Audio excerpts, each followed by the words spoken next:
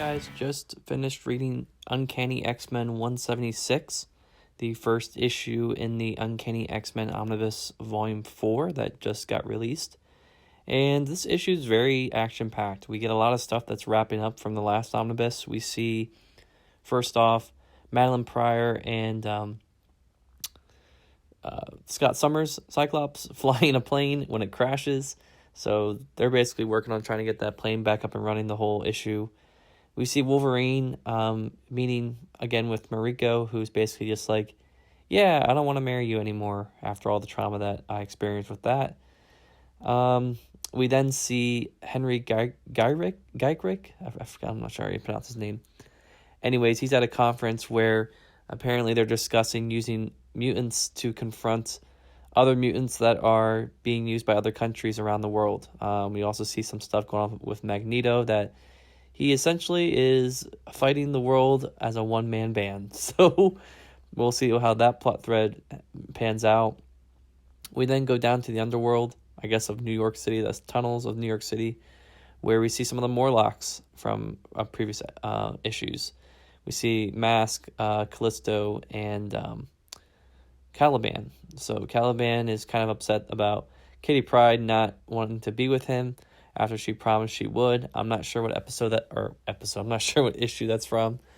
But yeah, we'll see how that pans out. And the last thing here we get back to is, pretty much just Madeline Pryor and Scott Summers getting out of, a crashed plane in the middle of the water. So they're attacked by this squid. They kind of get out, no problem, and they fly off. And at the end of this issue, Scott basically tells Madeline that he is not going to go with his father as part of the Starjammers. He wants to stay on Earth and be with her and start a family with her. So can't wait to see how that pans out. But this was a great issue. A lot of stuff really going on here. Obviously, I'm playing a lot of catch up from when I first read these issues back in 2017. Well, the issues before this back in 2017. But this is really setting the stage for a lot of different things to come here. A lot of stuff busy. We don't really see a lot of X-Men in this issue, though. We only see Wolverine and, Scott, I guess. Those are the only two. So we really don't know the status of the rest of our heroes yet. But more to come with that, certainly. So on to issue 177. Hey, guys. So the next issue I read was Uncanny X-Men number 177. John Romita Jr. on art. Chris Claremont on writing duties, obviously. So the issue opens with Mystique kind of killing all the X-Men, which immediately prompts me to ask, okay, what's the catch here? Well, it turns out that she is with Arcade, and she is kind of like practicing her powers or whatever to kill the X-Men. And she wants to put all the Brotherhood of evil mutants through the training. And basically Mystique is on a one-woman hunt to get back Rogue and turn her back to the Brotherhood of Evil Mutants, because she does not buy the fact that Rogue is with the X-Men willingly. So there's that whole thing. We get some kind of wrap-up stuff here going on again with this issue. Cyclops and I guess Scott and Alex Summers say goodbye to their father, Corsair. Xavier says goodbye to Landra. And the rest of the X-Men kind of, do some other things. So Kitty Pryde is still upset about Storm's hairdo and outfit change, I guess. And later on that night, Colossus and Kitty, and then I forget what her name is. It's like Andrea. I forget what Nightcrawler's girlfriend is, but both of them kind of go to like a ballet or something. And as Kitty and Peter park the car, they're walking towards the ballet to meet up with Nightcrawler and his date. And they run into like this exploding building. And turns out it's the Brotherhood of Evil Mutants kind of luring the X-Men out into battle. So Colossus tries to attack the Blob, and he gets attacked by Pyro, and then he gets attacked by Avalanche, where he gets basically like heated up and then frozen solid.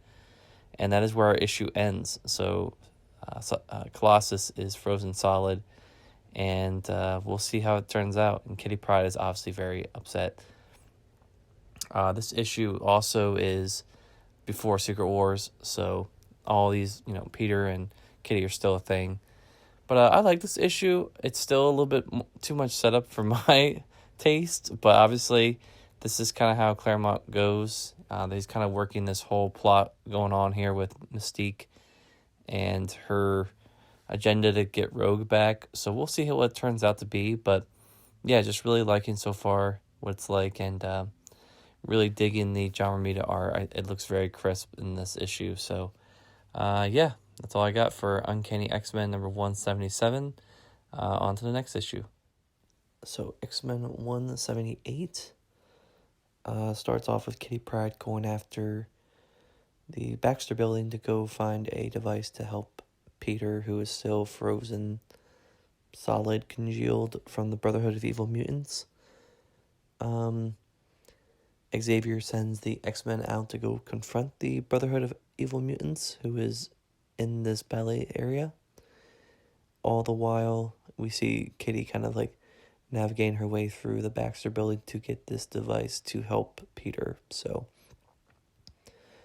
the end of the issue has Mystique showing up at the mansion to try to kill Xavier, and Rogue shows up and says, why are you doing this? Don't kill Xavier. I want to be here, so stop trying to kill everybody. And then the end of the issue kind of ends with the Brotherhood trading off, freedom for Xavier being safe and not being killed. So, and then our last page shows Kitty. She was trying to escape the Baxter building and fell off she was trying to step over air to escape the top of the building, and instead she fell, and she's found on the pavement of the outside the Baxter building, and she is bleeding very badly and passed out. So we'll see what happens, but this is a good issue, I thought. The action scenes were pretty cool. We finally see Wolverine and the Storm in action in this Omnibus, which is nice to see. But I thought it was pretty good. The Brotherhood of Evil Mutants, I thought, was better this issue. I think they're constantly building towards something here. What that is, we'll see.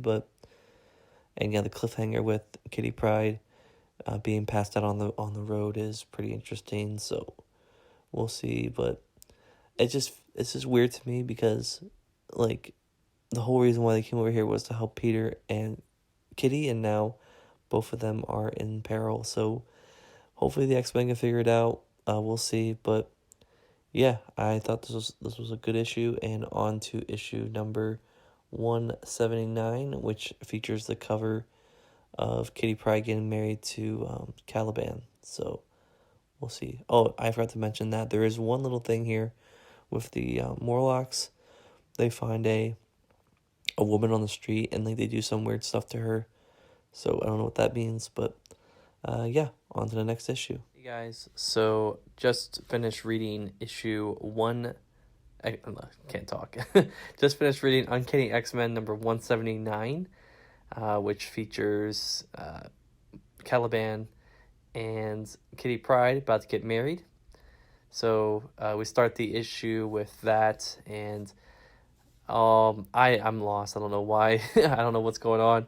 Obviously, Kitty Pryde died, but apparently she didn't. Apparently that was all just another Morlock that looked like her that died so that Kitty Pryde could be transported to, I guess, taken to the Morlock's underworld, where apparently Kitty Pryde owed marrying Caliban because of a promise she kept to him 6 or 7 issues ago.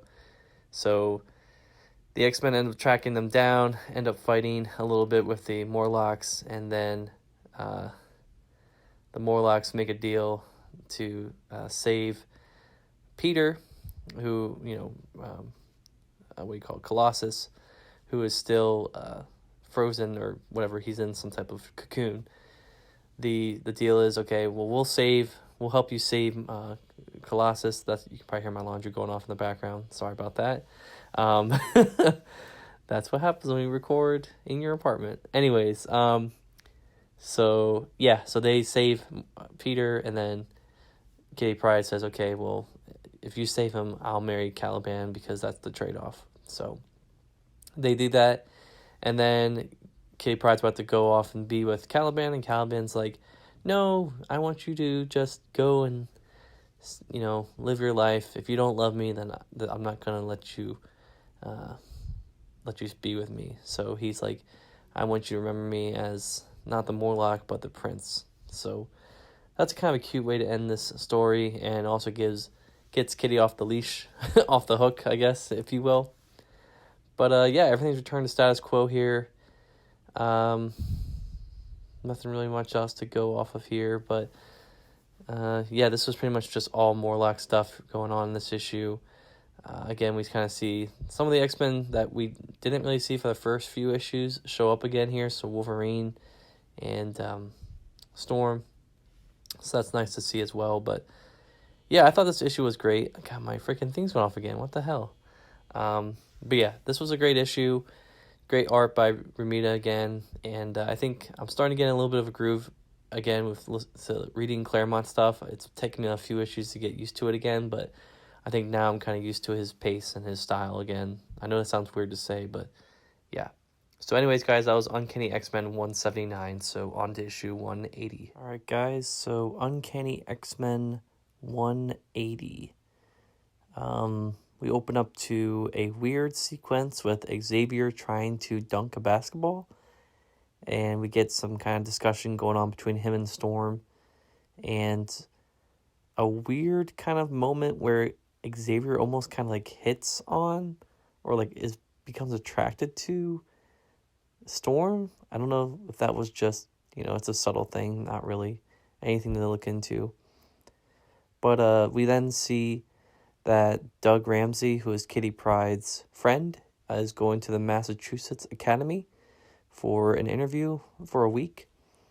And turns out that this place is run by the Hellfire Club. So the X-Men kind of discuss about what they want to do.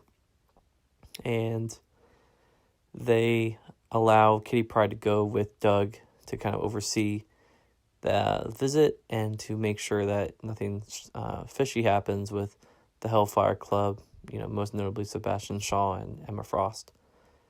So before she heads off, though, Kitty is swept up in a wind cloud by Storm, and the two of them kind of hash it out and come to a good place, I guess, after Kitty Pryde was all upset and stuff about how Storm looks. So that's cool to see that that resolution, I guess, if you will, to that plot point, I guess.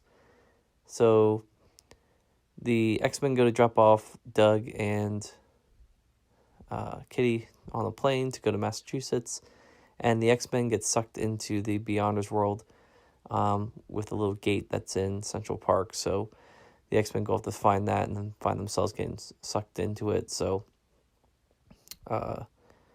and there's also a moment, I forgot to mention earlier, there's also a moment where Peter Rasputin, Colossus, he's cutting down a tree, and him and Wolverine kind of share a little back and forth talk about Kitty, and Peter's very jealous of Doug, obviously, because the two of them are hanging out a lot, and she's basically flying to Massachusetts with him. So, very, makes sense that he's upset about that. And we kind of see some distance forming between him and Kitty when he says goodbye to her to go on the plane. So, it turns out on the plane, though, that Kitty and Doug are captured by by Emma Frost, the White Queen, I guess. And that's where our story ends. So a lot of this makes sense. I've read the New Mutants stuff that kind of follows up this storyline. So we'll see how it goes next issue. But this one was pretty good. I thought, not a lot of stuff happens in this issue. It's a lot of setup for stuff that's to come. But we get a lot of good character moments here.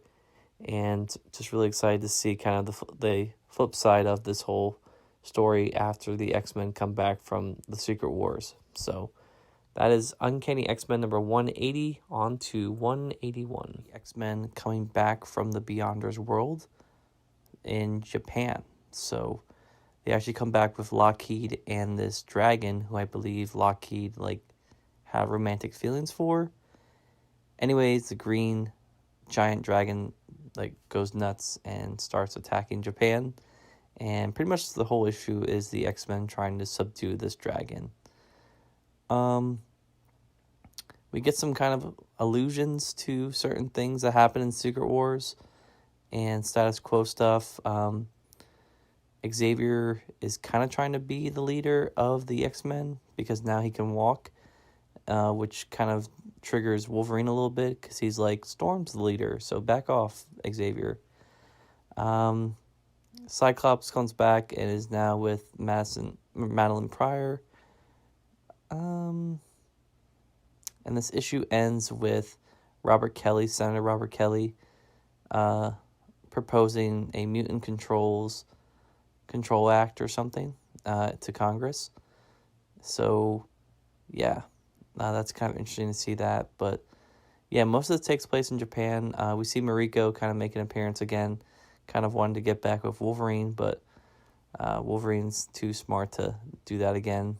So, but yeah, this is really kind of an issue to kind of highlight Wolverine and his relationship to Japan. Oh, also want to mention that Sunfire makes a guest appearance in this issue. He shows up during the fight and saves Xavier from a falling building. So, yeah. But, yeah, I really thought this was a good issue. And, again, just kind of reestablishing the status quo. There's one little blip here of Xavier talking about how he is contemplating not being part of the X-Men anymore.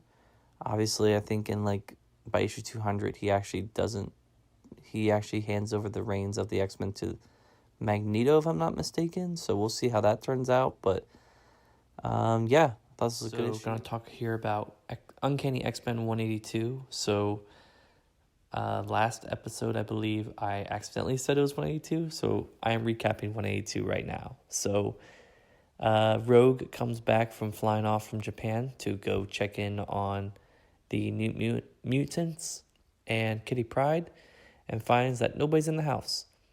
But she does get a distress call from a guy that worked in the military called Michael Rossi, which is actually the name of a person that went to my high school. So that's kind of weird, I guess. But anyways, she finds out he's being held captive on a SHIELD helicarrier. So she goes off to rescue him.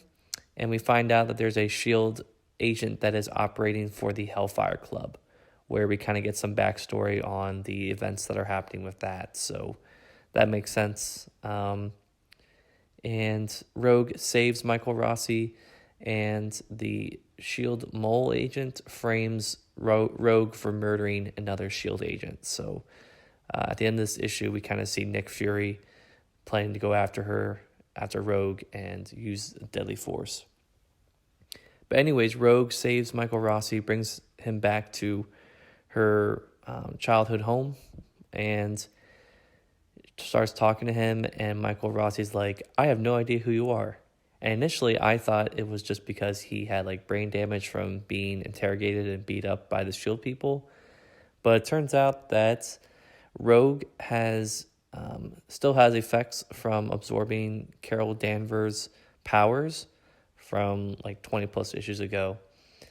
And she believed that she was Carol Danvers this whole time she was rescuing Michael Rossi. This guy, Michael Rossi, I guess, is a former lover of Carol.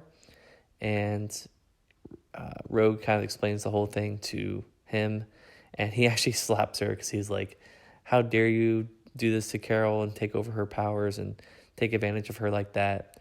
So a little rough to see that in a comic. Obviously, this is 1984, so it's definitely probably wouldn't be as sensitive as it is now, but yeah, just seeing that in an issue I think is kind of weird. But yeah, our issue ends here with like I said, the shield people going after her just to find out what's going on. I like this issue. Definitely is a good spotlight on Rogue as a character, and we'll see how it goes. Next issue I'm really looking forward to here because it looks like we're going to get some resolution to Peter and Kitty's relationship to see what goes on with their post-Secret Wars. So until next time, guys, we are on to issue number 183 of Uncanny X-Men. Hey, guys, so Uncanny X-Men 183 is essentially the breakup between Kitty Pryde and Colossus. So, yeah, safe to say Kitty Pryde takes it pretty hard. Honestly, Peter is just a jerk. He literally just like breaks up with her and is like, yeah, I love someone else, even though she's dead now. So we get that, and then we see Rogue in the danger room kind of refreshing herself and getting ready with stuff like that, and just, you know, practicing on a machine that almost killed her. So that's kind of interesting. We get Kitty Pryde being consoled by Storm. I think Kitty Pryde actually ends up leaving the mansion to go somewhere else to get away. I think she decides to head back to Chicago. Sorry if you can hear my sister in the background. She's right by my door. What else?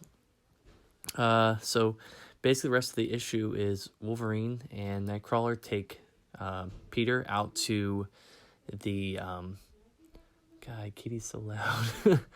They take Colossus out to a bar, and they purposely run into the Juggernaut, right?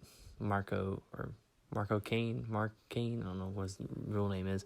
But anyway, basically Juggernaut just beats the shit out of Colossus, and Wolverine and Nightcrawler just sit there and watch Peter get beat up, and they're like, yeah, this is a taste of your own medicine, you jerk. Like, you know, Kitty Pryde basically risked her whole life for you and to save you, you know, back in a few issues before this. I'm not sure what issue it was.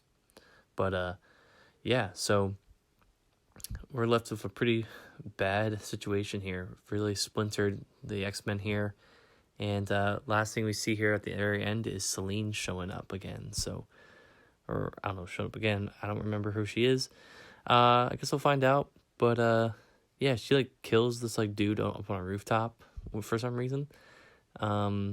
So yeah, we'll see what that means. But anyways, guys, next issue on to Uncanny X-Men 184. All right, guys. So Uncanny X-Men 184. Basically, this issue opens to Raven disguised as a human, discovering the weapon that Forge created that will be used to basically have mutants lose their powers. So that whole thing is going on. Raven's really upset about that, and obviously she's trying to contain it with having Forge kind of just like use it in his own lab, I guess. Meanwhile, we have this mysterious figure kind of being chased by this character named Selene, which we met last issue. She ends up being like tracked down and almost attacked, and then the X-Men show up and save her. And turns out that this woman is actually Rachel Summers, who is the daughter of obviously Scott Summers and Madeline Pryor. And there is obviously a lot of questions that go up in our head. I don't know if this is the first introduction of her in the Marvel comics. I'm assuming it is. Sorry if my voice went off a little bit there. I kind of stepped away from the mic. But, yeah, really interesting introduction here. A little bit of a snooze fest kind of going through here. There's some characters that I'm not too familiar with, but basically Rachel is kind of displaced from her own time, obviously, because she's like a teenager. And not Rachel, wow, that's a slip. I don't know why I said Rachel, that's weird. Madeline Pryor and, I should have said Jean. What the heck am I? It's a late night. Anyways, yeah, Madeline Pryor and Scott haven't had any kids yet. They just got married. So, interesting to see kind of how that adds up. And the end of the issue kind of has like Xavier being like, well, let's figure out what you are and where you're from. So that's where our issue ends. Not too much here. On to issue 185. So Uncanny X-Men 185. So this issue, Henry Geigerich, I don't know how you say his name. He has essentially weaponized Forge's gun that he showed off to Raven in the last, episode, last issue. And he is basically going off now to find Rogue because he's like, Rogue is a criminal. And he's spewing all these lies about how the X-Men are teaming up with the Brotherhood of Evil Mutants, which is obviously a lie. So that's interesting to see there. Back at the mansion, the X-Mansion, we see Rachel Summers call her mom and her dad. And she hears him pick up, and she's like, oh my God, it's actually him. And she hangs up crying in tears. Down south, we see Rogue kind of chilling, kind of just like relaxing, trying to take it easy after running away from the X-Men. And Storm shows up and it's like, you need to come back. Like, you need to, relax with your powers and stuff like that. So Storm allows Rogue to touch her and absorb her powers. And this kind of sets off like a whole frenzy of like hurricanes and crazy stuff that goes on. And that's when the FBI shows up with Henry Geigerich and Val, Val is pretty much the person who sold out Forge's weapon to the government to allow them to use. And Forge finds out about this, gets very pissed off, and goes out to try to find Rogue and Storm himself. And he shows up towards the end and actually tries to save the two superheroes, but it's too late because Geigerich tries to shoot Rogue and Storm jumps in front of it and gets zapped and presumably loses all her powers. And Forge gets really pissed off about this. He actually shows up after everything's settled down, and he's like, he's basically yelling at Geigerich, like, you've now turned the X-Men into your deadliest enemies yet, and what's wrong with you? So this is a great issue, very action-packed from start to finish. A lot of tension going on here. You can just see that the scale is starting to tip a little bit here in terms of where this book is going, and I love it. It was only a matter of time before the government really got involved in this book, and for the most part, I feel like the government has really stayed to itself a lot in this X-Men issues with Claremont and Lee, or not Claremont Lee, Claremont and whoever the artist is. But this is really where it's starting to hit a head here. So we'll see what the next issue is. The next issue I actually saw is Life Story Part 1, or Life Story, whatever story. So really, really excited to get into that here shortly. And that was Uncanny X-Men 185. All right, guys. So Uncanny X-Men 186, the famous life-death issue. So as we know from last issue, Storm has been basically depowered, and she's been taken to Dallas, Texas, to basically chill with Forge, who is the guy who created the weapon that basically depowered Storm. She's not aware of this yet, but basically Forge is like nursing her and watching over her, and Storm's pretty much just like out of it. She's not really motivated at all to do anything. So back at the school, Professor X is trying to track where Storm is but can't find her because obviously he's trying to find her as a mutant, and she doesn't have her mutant powers, so I think that's why he can't find her. So it kind of makes him and the rest of the X-Men scared that she might be dead. We get some more time with Storm and Forge kind of getting to know each other. Forge talks to Storm about his time in Vietnam and how he lost his leg. And then we kind of pan to Val Cooper and her colleague Philip, who are trying to find Rogue. She basically escaped from last issue. And turns out that Phil ends up being killed by a wraith, whatever you want to call it. Or I guess it's a wraith, dire wraith. And the wraith tries to go, they're basically trying to take over the world, I guess. Kind of reminds me a little bit of the Brood, but whatever. This little side plot going on here, but the wraith is about to kill Val as well when Rogue shows up, and Rogue kills one of the wraiths and actually inherits all the powers of the wraith, which kind of makes Rogue go nuts and crazy and stuff like that. And realizing that, she finds out that the neutralizer was created by, the Department of Mutant Affairs and all this other stuff, she goes back to tell the X-Men. Back at Forge's house again. It's weird, like his house kind of has like these like panels that can like make the floors translucent, which creeps Storm out. But anyways, the both of them have dinner, and then as dinner's going on, a storm rolls through, and Storm's like, I miss being able to control this stuff. And meanwhile, Forge gets a call from Henry Gygrick, that prick that we all hate. And he basically is like, where's Storm? You need to hand her over. And Storm goes on the other side of the phone and realizes that Forge, who is a mutant himself, created this weapon that basically depowered Storm. So obviously that pisses Storm off so much that she runs away. She actually punches Forge in the face and she leaves, hoping someday that she will fly again soon. So this is a really great issue. Definitely a really awesome moment between Forge and Storm in this book. I think their relationship is very complicated. I don't know where this goes from here, obviously. I know there's a second part to Life Death, which I'm not sure what issue that is, but really excited to see how that follows up on this storyline. But this is a double sized issue, but very enjoyable, very, very good art here as well. On to issue 187. All right, guys, so Uncanny X-Men 187. As we picked up from Life Death last issue, Storm is basically walking away from Forge's house when Forge's house basically becomes rampaged by a bunch of dire wraiths. So again, these are kind of like rip-off scrolls, if you will. So they're basically attacking the Forge's mansion, penthouse, whatever you want to call it. And they, they're pretty much ransacking the place, and then Storm kind of goes back in to help Forge out, and that's pretty much the rest of the issue. They're kind of like teaming up together, fighting against each other, and I would say this is definitely a great opportunity to kind of show Storm's like ability to fend for herself even without her powers. There's a point where she gets a gun in the beginning of the issue, and we kind of get a flashback to when Wolverine showed her how to use a gun. So that's kind of cool, like extra characterization for Storm, as if there isn't enough at this point in her time as a character.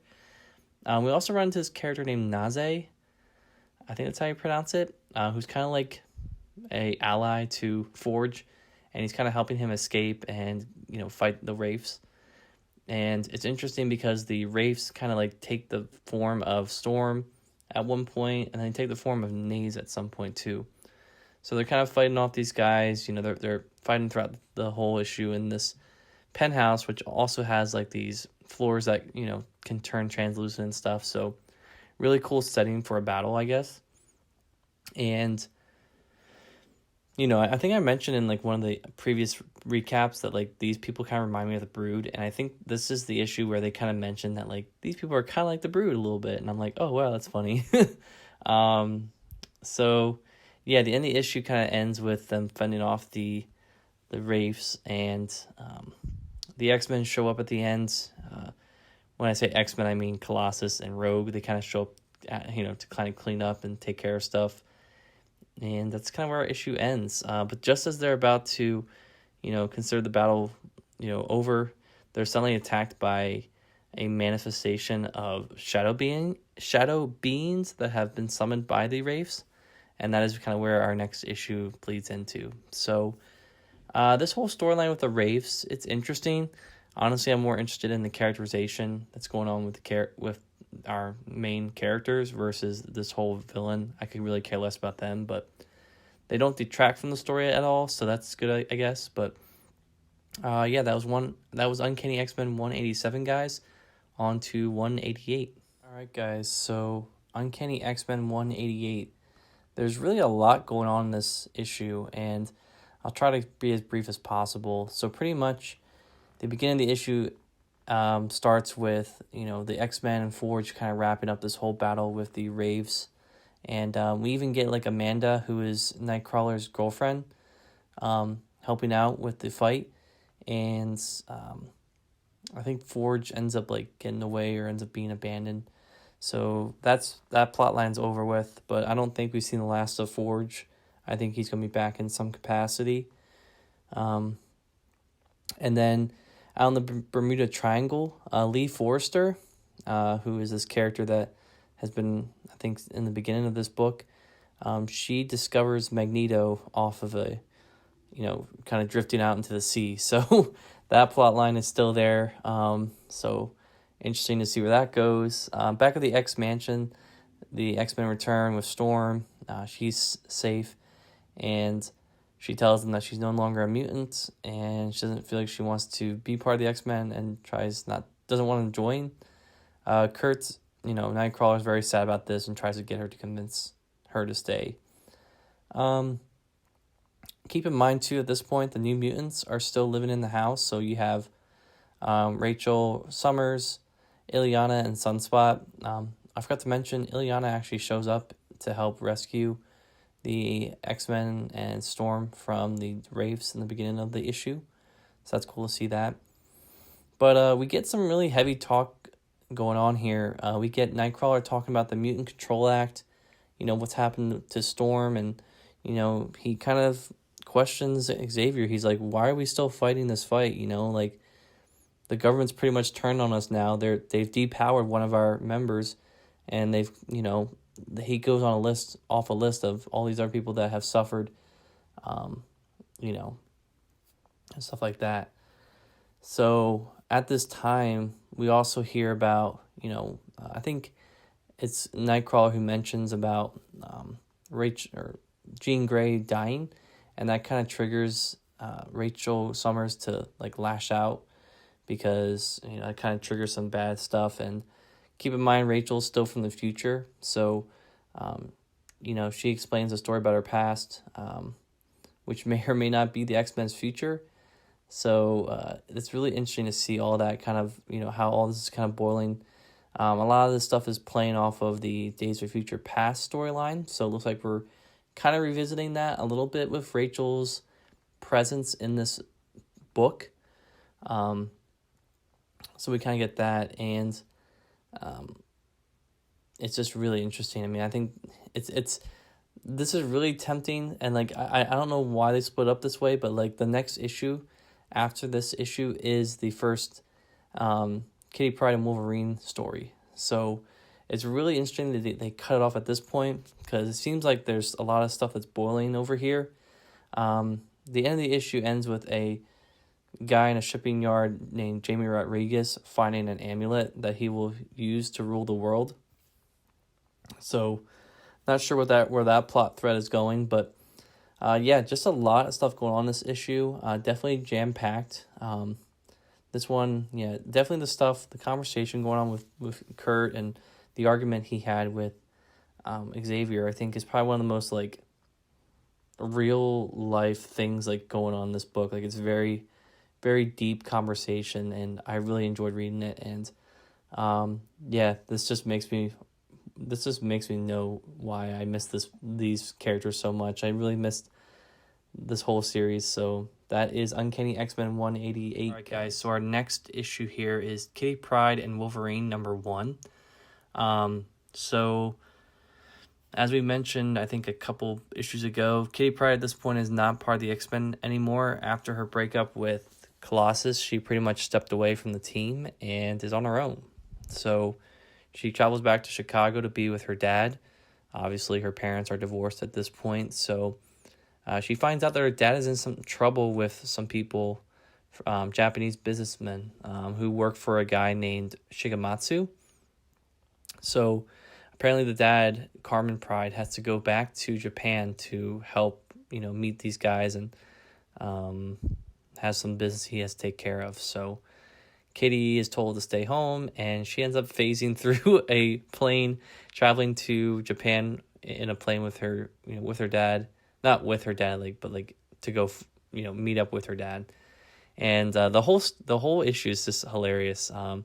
Classic Kitty Pryde characterization, just getting into more and more trouble, it seems like, with each page that's turned in this book. She ends up, phasing through this. She ends up being tracked down by the airport people. Then she goes to this building, and she ends up being tracked down by those people. And then she has her face posted all over the place about how she's wanted. And all the while she has a flu, and she has no money. She tries to steal money out of a ATM and ends up being caught doing that, so she runs away and leaves the money behind. So, but yeah, the last thing that she's able to see is her dad being confronted by Shigematsu and find out that they're using his bank now to launder their money for their business. So that's kind of where our story ends. You're probably wondering to yourself, when does Wolverine show up? I was really expecting him to show up at the end of this issue. I thought there is one point where she does make a call back to the X-Men headquarters, and surprise, surprise, Wolverine's the one that picks up. And I'm guessing we'll have to wait until the next issue for him to show up in Tokyo. But regardless, though, really great issue to kick off this miniseries. I've been really looking forward to reading this for a while. I've heard a lot about it, and I heard it's really good. So, and just a great team up. I'm really excited to see Kitty Pryde and Wolverine team up together. So we'll see how this goes. I would say that the scope of this is pretty low scope. I mean, Carmen Pryde, Kitty Pryde's dad being like the main person that they have to worry about rescuing. I think that's pretty cool. So, yeah, really thought this was a good issue. And on to the next issue of this miniseries. Guys, so Kitty Pryde and Wolverine number 2, titled Terror. So Kitty is trying to escape after being caught by the Japanese gangsters that are linked with her father's issues. So one of them is Ogun, who Shigematsu gives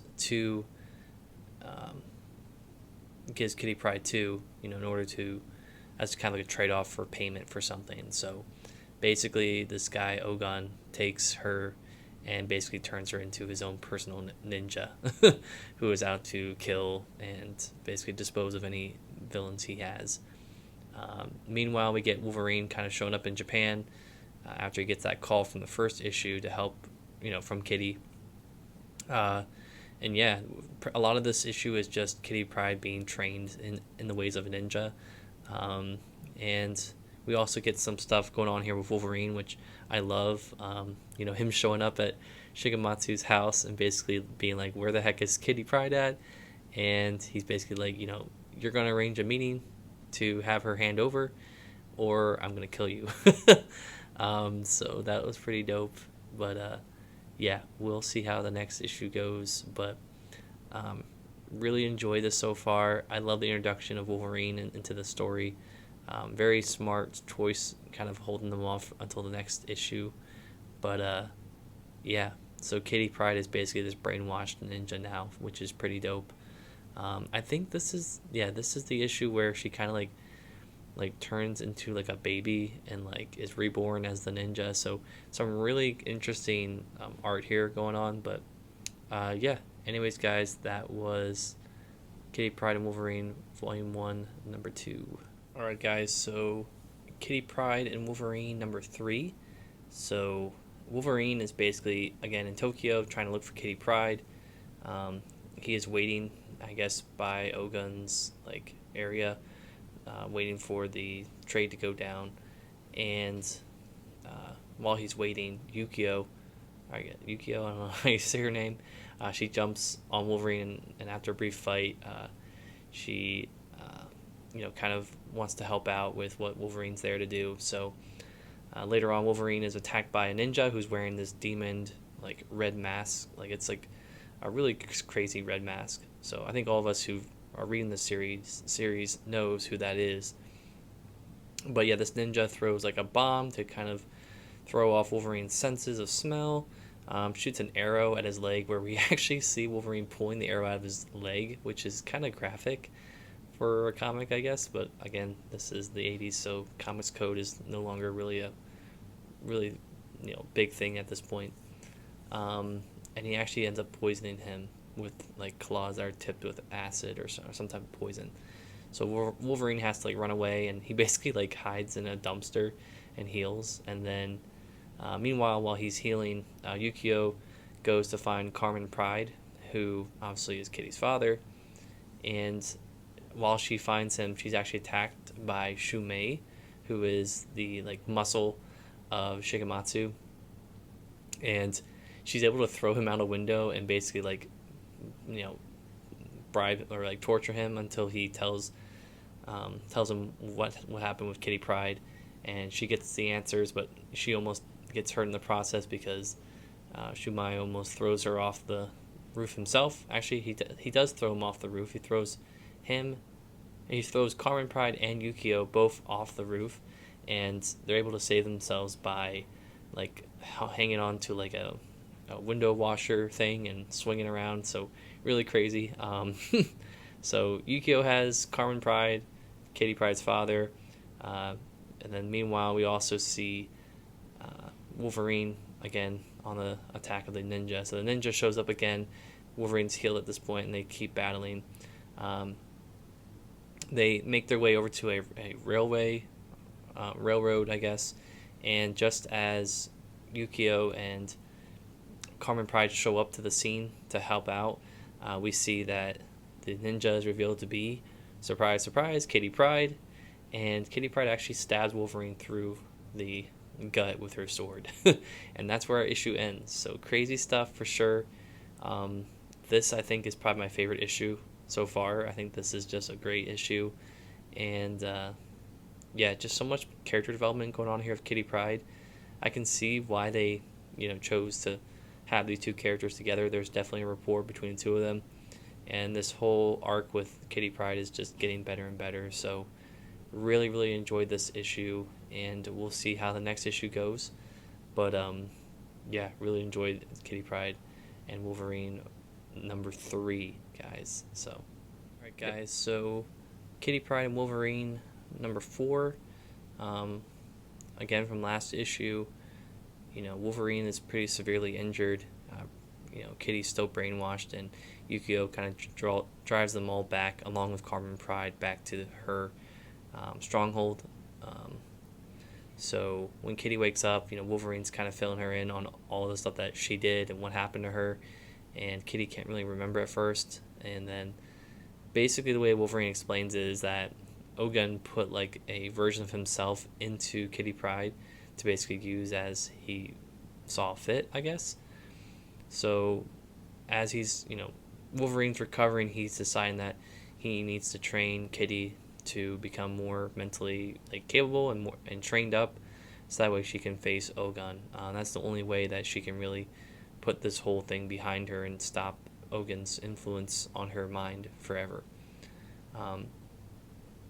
But as the train's going on, we find out that James McDonald, who is the leader of Alpha Flight, he passes away, and we also find out that Storm lost her powers. So this is kind of taking place with the events of, I think, Uncanny X-Men 185, I believe, is when she loses her powers, because 186 is life death. So that's kind of where this fits in the whole timeline of X-Men, I guess. So both of these characters, Kitty Pryde and Wolverine, they both take that news pretty seriously, and it kind of weighs them down. But they decide to press on, and Kitty's very resistant at first to dealing with the training. I believe this is in part of this issue is them going through the snow, and Kitty falls down at one point, and Wolverine's like, you just gotta get up and start working again. And Kitty's like, I twisted my ankle, help me. And then Wolverine's like, you need to do this yourself, so goodbye. And he basically abandons her, and then he comes back to the stronghold, and then her Kitty's father is like, where the hell is my daughter at? And lo and behold, she shows up. She perseveres through the snow. That's another thing to note. Apparently it's snowing here in Japan because of an event that's going on in Thor, so I'm not too sure what that is. I think I saw a footnote for it, but I just can't remember what it is right now. But so that's kind of more continuity building, I guess, there. So she finally succeeds. She's able to the whole story with this as well, with this issue, is there's a sword that Wolverine has that she has to try to hold up and focus on. And in the beginning of the issue, she can't do that, but towards the end, she's able to kind of hold it and master holding the sword. That's what the issue cover has. So I really like the cover of this issue. I think it's a pretty iconic issue cover, I guess, by Milgram, I believe, is the cover artist for this. But so she's able to kind of overcome all this training, and she still decides to go back to the states to have Xavier erase all of the memories that Ogun left behind. Wolverine told her that this is kind of a cop-out, that doing that wouldn't really help, and relying on Xavier to fix that would not really be helpful for her own psyche, I guess. So just as she's about to board the plane, she actually turns around and says, no, I need to go back. I need to go face Ogun myself. And that's what she does. She goes back to Tokyo. So next issue should be a really cool showdown, hopefully, between Kitty and Ogun, and we'll see how it goes. But yeah, just more plot, more character development with Kitty. Throughout all these issues, I think even in this issue, she mentions a couple of times about Peter, Colossus and stuff like that, and her relationship with Storm too. So all that is still kind of weighing on her as she goes through this experience right now. So yeah, that was Kitty Pryde and Wolverine number 4. So Kitty Pryde and Wolverine number 5. Kitty Pryde again goes back to Tokyo and demands, goes to Shigematsu and basically tells him, like, stay away from my father, don't try to threaten him. So she takes care of that little business there. She then decides to go fight Ogun. So we kind of saw this coming. At this point she's left Wolverine. She left the stronghold to go back to the United States, and then decided to come back to Tokyo to finish this. And while going to this battle, she changes her name to Shadowcat. I believe before then her official code name was Sprite. I could be wrong on that, but but I guess I forget the explanation she gave, but she basically just I'm not a kitty anymore, I'm a cat. So that's where the cat comes from. And then Shadow, I think she's I do my work best in the shadows or something like that. So because of her new ninja abilities that she was able to get from Wolverine. So, and I guess partly from Ogun. So she actually meets up with Mariko, and switches places with her, assuming that Ogun would try to kill her, which she was right about that, I guess. Ogun was trying to go after her, trying to get back what he lost, I guess. The fight scenes in this are pretty dope. There's a lot of back and forth here. I don't think we see Ogun's face. I think he's still wearing the devil mask. I can't remember if we saw it or not in this issue, but but he tries to control her mind again, and this time Kitty's able to resist because of all the training that she got from Wolverine. So, but still, it's not enough. Ogun is still able to overwhelm her, and before he's able to do that, we see a really pretty dope splash page of Wolverine showing up to kind of save the day. So last issue here should be an even bigger fight with Wolverine showing up to finish the job. So we'll see how that goes. But until next time, this was Kitty Pryde and Wolverine number 5. So one more issue to go for this miniseries. Pryde and Wolverine number 6. So this is the final battle between Ogun and Wolverine. At first, Wolverine's kind of getting pwned, I guess, by Ogun, which is surprising because obviously we know what Wolverine's capable of doing. Kitty kind of retreats and then comes back to the fight. I think at one point walking on air to kind of get over to the building to help out. And Ogun is overwhelmed by Wolverine, who basically goes full savage mode on Ogun. And we get some really interesting art here going on with Wolverine, kind of some weird eyes and, sharp teeth and just more animal-like than usual, I guess, for Wolverine, which is interesting to see.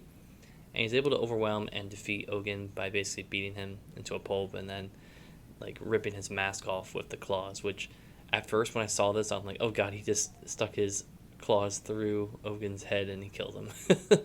But that's not the case. This is all on purpose. Wolverine was trying to teach Kitty a lesson. So basically he goes over there and says, Kitty, Ogun's defeated, go ahead and kill him. And Kitty's like, I'm not going to do that.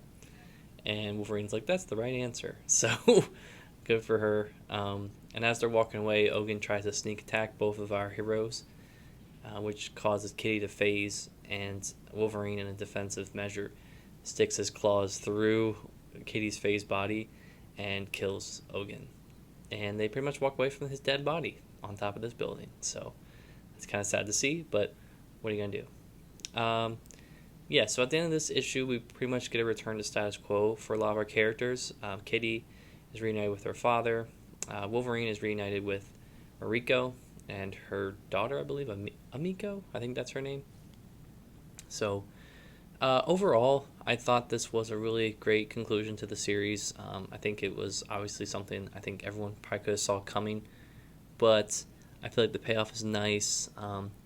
The character growth with Kitty in this miniseries as a whole, I think, is just amazing. I think they did a really good job, developing her character, and the fact that she got a solo series with Wolverine, I think, says a lot about what she meant to the X-Men at that time. So, but yeah, I enjoyed the series as a whole. I enjoyed it as well.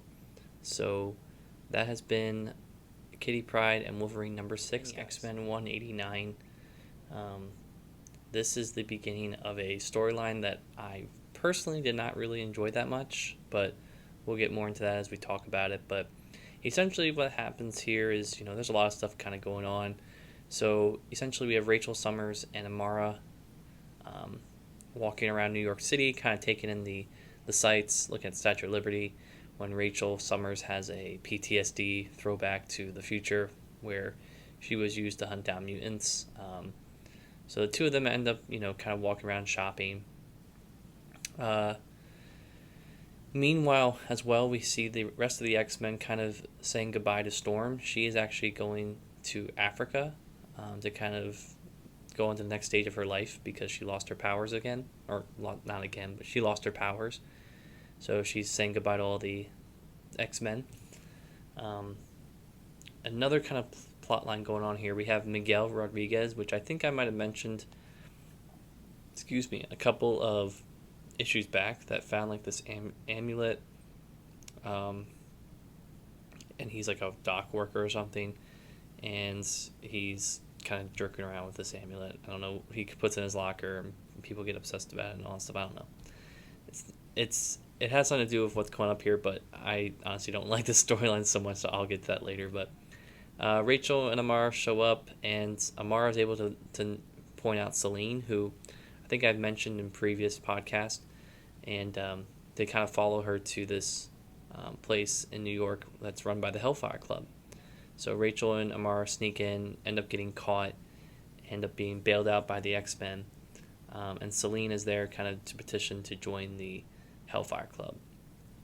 So eventually, surprisingly, they're able to get away. Sebastian Shaw is kind of like, yo, this was not my idea to have the X-Men kidnapped, so we can all just agree to go our separate ways. So that's kind of cool. But yeah, so sorry if there's some background noise. I'm actually at work filming this. Sorry. Or I guess recording it, not filming it. But anyways, yeah, so it's it's a lot of Rachel and Amara stuff going on here. At the end of the issue, we see this guy. I think his name's actually, it's Jamie, not Miguel. I don't know why I said Miguel. Jamie ends up getting killed by this guy who grabs the amulet and then unleashes this giant fire that starts this terrible transformation, if you will, of New York, which is what our storyline that's coming up is. Honestly, this issue is very forgettable for me. Rachel and Amara are great characters, but there's just so much going on here, and there's really, not a lot of consistency. But and this is just the beginning of a storyline again that I am not a big fan of. So we'll see how it goes. But yeah, that's been Uncanny X-Men 189. On to issue 190. X-Men 190. Basically, like I said from last issue, New York is transformed into this barbarian world, I guess, and we open up to Washington D.C. kind of giving us an explanation of all this. So Valerie Cooper is the one that's kind of talking about it, and then we get into a bunch of stuff about how, this is the mutants' fault and we need to attack them and all this stuff. It's just it's really messy, and basically at the center of all of this transformation is a guy by the name of Kulan Goth. I'm not sure if that's how you pronounce it, but he is pretty much kind of trying to go out and take over and rule this world that has changed into this barbarian area. So, honestly, I feel like I really don't want to summarize this a lot. I mean, pretty much a lot of this issue is just set up and sneaking around and dealing with Kulan by the X-Men, and the New Mutants are hunting down Spider-Man for some reason. Callisto and Storm team up and do some stuff together. We get some good kind of character arcing going on here with the two of them. Obviously, they have a pretty close, or pretty, I guess, significant relationship going back 20, 30 issues back, when the two of them actually met in person with the Morlocks. But yeah, they're trying, all the heroes are trying to reverse this spell that New York is on, while Kulan Goth is trying to go out there and make sure it stays that way. Yeah, like I said, I did not get into this storyline.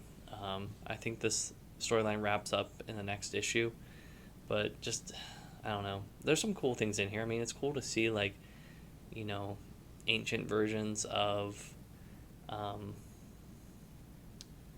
like Captain America. There's also, you see it on the cover, Professor Xavier and Caliban actually get like mixed, like combined together, which is really, really creepy. Honestly, it's kind of scary to see that. But yeah, I mean, aside from that, this is, oh my god, this is, I mean, you guys let me know in the comments what you think of this issue if you ever read it, but I think this is just a stinker. I mean, Chris Claremont, I mean, I don't know what he's doing here. I would say the art's decent. I mean, the art's, it's John Romita Jr. art, so at least it looks nice, but I just have so many questions about what's going on here, and I don't know what this was trying to accomplish. So we'll see how the next issue turns out, but yeah, that's been Uncanny X-Men 191. Again, like I said, the island of Manhattan is still, this barbaric state. Kulan is pretty much used Spider-Man, like put him on a cross pretty much, and using him as a sacrifice to unleash the master spell that will go throughout the entire globe and turn it all into a barbarian world that he'll be able to rule. So obviously the X-Men and the Avengers team up to kind of stop Kulan by storming his base, and we get some pretty cool moments. We see Star Fox and Wasp kind of do some stuff here. We see more Storm and Morlock stuff, but the main fight is between Vision and Colossus. Obviously you can see the cover of what this issue was. The two of them Vision tries to solidify himself in Colossus, and it basically causes both of them to explode, which is kind of savage, really. And that leaves all the other heroes kind of like pretty wounded. Spider-Man gets his last bit of strength and kind of fights back, and is able to take the amulet from Kulan, which Doctor Strange uses to kind of reverse time with the help of Ilyana Rasputin, to go back in time and prevent all this from happening in the first place, which is kind of cool. So thank God that whole storyline's over and only took two issues to get done. But yeah, and then the last little piece here, which is kind of cool, was, I remember mentioning Jamie Rodriguez, who was the guy who had this amulet that released this power that started this whole thing. A mutant shows up named Nimrod. That's such a weird name. I think it's like an insult. Like, people call people Nimrods, I guess. I don't know. Maybe that's a different name. Anyways, he shows up and saves Jamie from being killed, which essentially prevents the amulet from falling. It falls into like mud, and then it basically disappears. But the only caveat to that, and that's how it always is with changing the past, is Nimrod shows up and notices that this era of the world is such against mutants that now he must go about obliterating all mutants if they are hated. So that's the yin and the yang, I guess, of messing with time, is you fix one thing, but then there's another thing that comes up and gets screwed up. So, but overall, I'm glad the storyline was done and wrapped up in this issue. I just did not get into it. Kulan Goth is just such a one-dimensional villain that I just didn't really like. Yeah, I don't know. Just really not much to talk about here for this one. A lot of characters too, so kind of hard to keep track of who's who and what's going on really. But at least the next stuff to come here is much better. So that is Uncanny X-Men 190, X-Men 192. Basically, the opening of the issue starts with Rogue, Colossus, and Nightcrawler all engaging in like an outdoor training activity, and Nightcrawler kind of basically is doing this to kind of get Colossus and Rogue snapped out of it, because Colossus is still thinking about Kitty Pryde, and Rogue is still kind of getting over the whole thing with Carol Danvers and stuff like that from a couple issues back actually. So just as they're wrapping up the session, they notice a mysterious thing fall from the sky, so they go to check it out. Meanwhile, at the Kennedy Airport, Professor X is chilling with Storm, Illyana, Rachel, and Lockheed as they wait for Wolverine and Kitty to return from Japan. Again, that's alluding to the Kitty Pryde and Wolverine miniseries. But during this time, we get a little bit of PTSD throwback to the future, I guess, with Rachel again. So she is thinking about Kitty Pryde, otherwise known as Kate Pryde to her. And just as she is thinking about this, she is actually greeted by modern-day Kitty Pryde, which is kind of jolting to her. Back at the crash site, there's like an abandoned mansion nearby. Colossus and Nightcrawler find the crash site, and they're like, looks like it'd be, for a crater, it's kind of small for, something falling out of the sky. And it turns out it's actually Warlock's father, Magus. I think it's Magus. I'm going to say it like that. So he actually is here to find Warlock. And basically he just starts whipping the shit out of all the X-Men, which is pretty dope, honestly. He's basically like, I'm here to find my son, and you guys aren't going to get in my way. I know you guys are his friends. So all of them tried to fight him, and with Warlock's father, they all get kind of turned into, basically the way that they kill people is they like absorb their like energy and then kill them that way, and turn them into techno-organic matter, I guess. So the last person that is trying to fight them is Rogue, and obviously Rogue's power is absorbing the physiology of the body of anything that she touches. So that happened, and that was like pretty crazy. There was also a time where I think it's Magnus. Sorry about that. Not Magus. Magnus. Excuse me. Anyways, Magnus, he actually starts... Is it Magnus? Is it Magnus or Magus? What is it? Someone tell me. I don't know. I think it is Magus. Let me see. Trying to see who his father is. Yeah, it's Magus, not Magnus. Whoops, I was screwing myself over. Anyways, but yeah, there's like one point where Magnus tries to take like Colossus away, and then like Nightcrawler uses teleporting ability to like teleport his leg, and then he like causes him to drop Colossus, who Rogue catches or something. It's pretty good fighting choreography going on here. But yeah, so eventually they're able to kind of fend Magus off, and Magus is pretty much just like, I gotta run and hide, and he basically runs away, and he's like, well, I guess I'll have to, he runs away because he's like, I have to plan better because, Warlock's being protected by all these powerful people, and he kind of comments on it like, oh, he chose his friends well or something. So this is obviously a very pissed off father, and very excited to see where this storyline takes us. But turns out that Magus actually assimilates the body of one of the police officers that shows up. So he's gonna plan a little bit better next time, and he's still on the tails of the X-Men. So really cool there. The last piece here, we see Professor Xavier. He's actually teaching at Columbia University, and as he's leaving for the night, he actually gets mugged by a bunch of people who are anti-mutants. So He actually ends up falling on the ground and like bleeding to death, and somebody ends up dragging him away. We don't know who that is, so we'll have to wait till next issue to find out about that. But yeah, this issue is great. A lot of great stuff going on here. I'm glad we revisited the storyline with Warlock, and the whole Rachel thing. I think is just keeps coming up all the time, and I think it's going to come to a head here eventually. So we'll see how that goes. But yeah, I really, really like this issue, and that, again, was Uncanny X-Men 192. Uncanny X-Men 193. This is actually the 100th anniversary issue of Uncanny X-Men, or the All New, All Different X-Men, as they refer to on the cover. This is actually the cover of the DM variant of this Omnibus, so really cool to see that. But the issue opens to Sean Cassidy being mugged and kidnapped by Thunderbird, who turns out to be his brother, which I think his name is, give me 1 second here, I'm looking it up.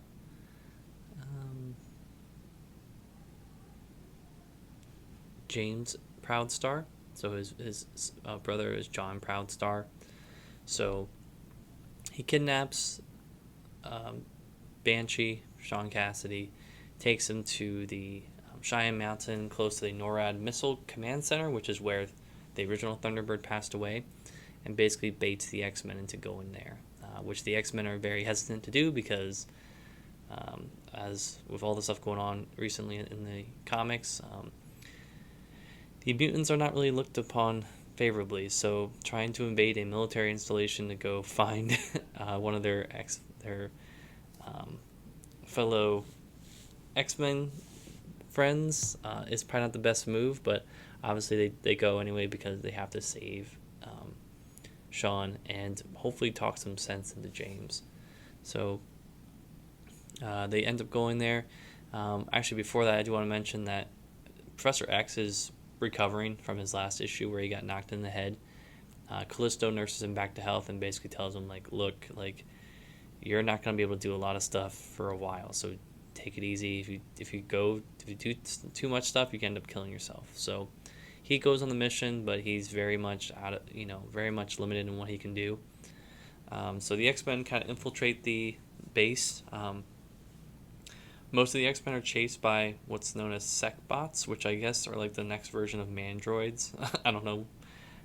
And then we see Wolverine and Shadowcat are being tasked to find Sean. So they find Sean, and then Wolverine and Thunderbird engage in a fight. Kitty Pryde gets Sean out and then tries to come back, and then gets caught in the fight as well. So basically, the end of this issue ends with there's a lot of fighting going on here, right? You have Colossus fighting Firestar. You have some other people kind of taking fights as well, fighting against the military base. But at the very end, Xavier is able to talk to James and say, like, look, your brother's death was an accident. Like, it's not. I was linked with him telepathically before he passed away, and it was an accident. We didn't purposely kill him. It's not like we left him on there to die.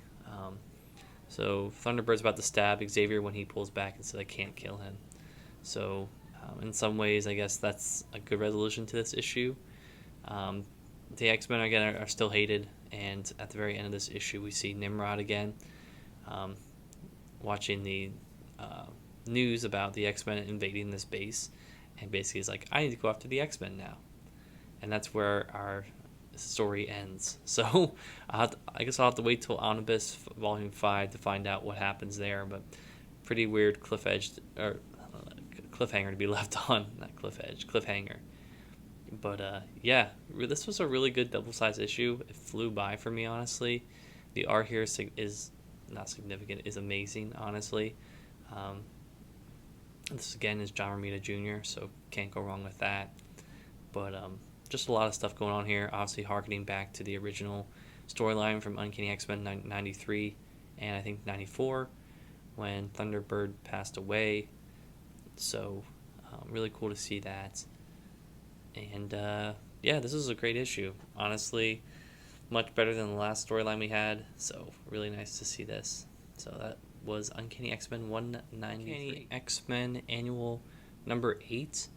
So basically, the issue opens to Wolverine giving us a story around a campfire with the X-Men and the New Mutants concerning a samurai. And then Ileana tells us a fairy tale, which basically is about Kitty Pryde and this whole story with like Lockheed, who can talk. He's like a space dragon. It also has the White Queen and the Black King showing up, and Aurora. I can't say it. Storm basically shows up as well as Wolverine, and it's basically like her discovering her powers. Her parents are apparently killed in this story, and basically uniting with the rest of the heroes to take down the White Queen. Honestly, this was a pretty fun issue. The art here is pretty nice. It's a very different type of art here. I mean, this is art's by Steve Lealoha. I think that's how you pronounce it. So I don't think I've ever read anything from him before, but very interesting art going on here for the 1980s. Just did not expect this type of art. It looks really cool. Very stylistic. I love it. But yeah, this is a very interesting issue. And then there's some pieces to this at the end where the story kind of harkens back to how Colossus went to the Secret Wars world, met someone he loved, and then didn't like Kitty anymore. That's pretty much the same that's going on here for Kitty. Like, she falls in love with Lockheed, and she's like, I don't want to be in love with Colossus anymore. So a little weird that Lockheed's like, he says a few words in this story, like he says yup and yes and a couple of sentences, but yeah, it's weird to see a dragon talking, I guess. But this is a very fun issue. This kind of reminds me a little bit of Kitty Pryde's fairy tale from, I don't know, like 50 some issues back. So really cool to see that. But yeah, this was Uncanny X-Men annual number 8, guys. I think it's funny how some of my previous videos were much longer than this, and this is an annual, which is, double sized, and only took me 2 minutes and some change to talk about. So anyways, guys, that's Uncanny X-Men annual. Alpha Flight number 1. So Cyclops and Madeline Pryor are flying to the Arctic Circle with a bunch of scientists to conduct some tests, I guess, when they mysteriously are struck down and disappear. Meanwhile, at the X Mansion, Rachel Summers gets like this weird flashback, like futuristic thing going on where she sees Cyclops get shot out of the sky, and basically goes to attack the Alpha Flight team because the vision shows to her that, the vision she has shows to her that the shaman from Alpha Flight is to blame for the attack from her father. So she goes to attack him in the hospital, and then the X-Men show up and they're like, whoa, calm down, let's figure out what's going on. And the whole team decides to band together to go and fly to where they crashed and see what they find. So they end up flying over there. During the flight, we get some discussion going on between Wolverine and Heather Hudson, who are talking about the loss of Mac Hudson, who is, the leader of Alpha Flight, who recently passed away. We also get Rogue and North Star talking a little bit, which is cool to see. But yeah, so both teams kind of show up here at this like weird castle that's like in the middle of all of this like Arctic cold, and they are greeted by Cyclops, who doesn't need his visor anymore and is actually able to kind of, use his own eyes to see, which is kind of cool. And they're all dressed like royalty, kind of. Madeline Pryor has turned into a person who can heal people. So she heals Aurora, Sasquatch, Rogue, and Puck. And it's revealed later on that night when they're at dinner that Madeline is pregnant with a son, which obviously drives Rachel crazy because in her future, Cyclops and Madeline are her parents, and they didn't have a son. So obviously she's from a different future, and this future is, giving birth to a boy. So I'm not sure if this is the actual reveal the first appearance or the first reveal or announcement of Nathan Summers, I believe, in X-Men. It might not be, but if it is, that's kind of cool, I guess. So Rachel runs away sad. Kitty and Talisman, Talisman is Shaman's daughter, I believe. They go after her and try to help her out. And and also during the night here, some weird stuff goes on. We get Shaman losing control of his medicine pouch, and all this is kind of linked to the castle. So there's some weird stuff going on here, and it turns out Shaman is also dying. So Snowbird, who's also has powers from magic, she's also very ill. So Shaman now is very ill. So the X-Men and Alpha are a little concerned as to why these characters are in pain after coming here from Canada. So more to come here. We do get a little bit of introduction of Loki here. So Loki kind of shows up. We don't really get too much of a reference of what's going on with him, but he does speak to like all these like higher gods. I guess one of them's Odin, but they all are like, I guess, higher deities in Norse mythology, I guess. I don't know. So that's kind of interesting to see that. Not a big fan of Loki's costume, but overall I thought this was a good issue. I think it took me a little bit of time to get used to get reacquainted with the Alpha Flight members. I'm not too familiar with them. I haven't read like John Byrne's Alpha Flight run. I'm not really a big Alpha Flight fan, honestly, but then again, who really is?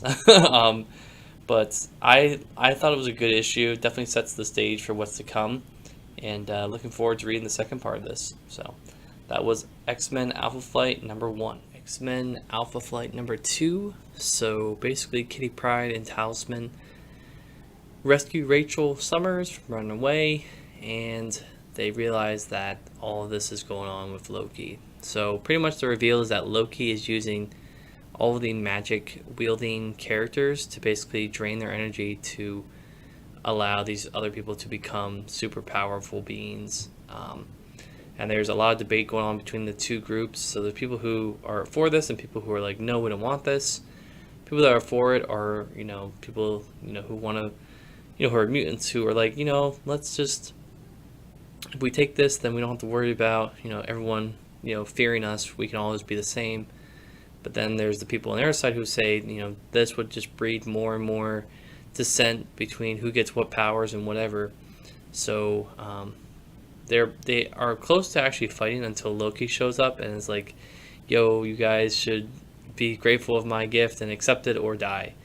And that's when the elder gods show up and are like, Loki, that's screwed up. That's not part of your plan with us, your agreement with us.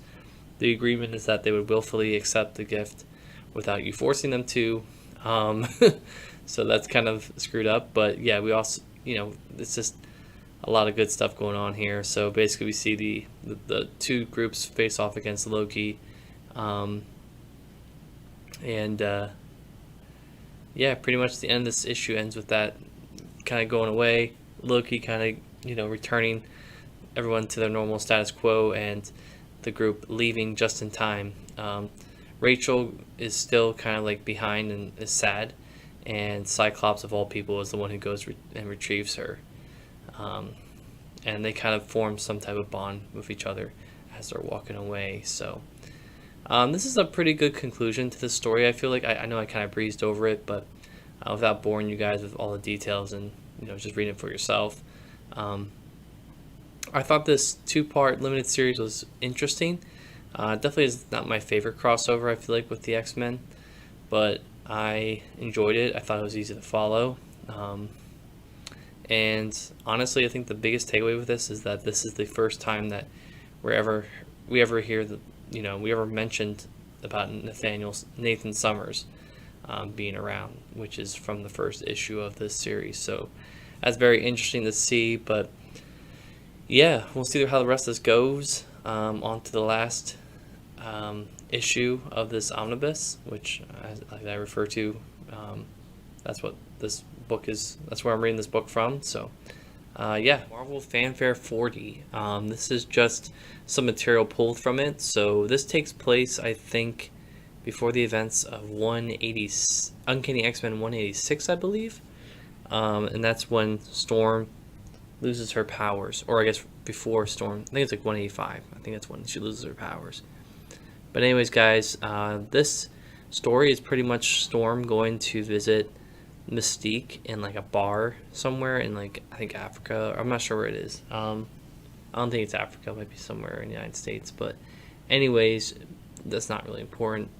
Basically, the conversation that the two of them have is, Mystique kind of letting Storm know about the weapon that has been developed to target the mutants. She obviously doesn't say that Forge was the one who made it, but basically that the weapon is out there and that it's going to be tested, and to basically stay out of the way. So that's a little creepy. Obviously, Mystique changes into a bunch of different people. The one that she kind of sticks to the most is kind of like a more like extreme version of Storm, like a villainous version of Storm, which I think was a little weird to see. But yeah, the dialogue between the two of them is very, very, very like heartfelt. Obviously Rogue is the main point of discussion. Mystique being her, I guess, adopted mother, and Storm being one of her teammates on the X-Men. So obviously there's a lot of back and forth there. At this point, Storm is still the team leader, so there's a lot of stuff going on with that. But yeah, I thought this was a great issue. I wouldn't really call it an issue. It was basically like a 13-page, 14-page story included in this fanfare, but I feel like it does give a little bit of extra context to that time period right before Storm lost her powers, and kind of, how she knew about the weapon, and that's kind of what led her to go after Storm and try to save her. We don't really I don't think we got too much of an explanation from that in the actual issue, so it's kind of cool to see that clarity here. But yeah, I thought this was good, and this is actually the last issue of the Uncanny X-Men Omnibus Volume 4, so I thought it was a nice little thing for them to throw in there to include. I think it's relevant. I think it's part of the storyline. But yeah, I'm officially done now with this Omnibus, and on to something else. So yeah, this has been Marvel Fanfare number 40.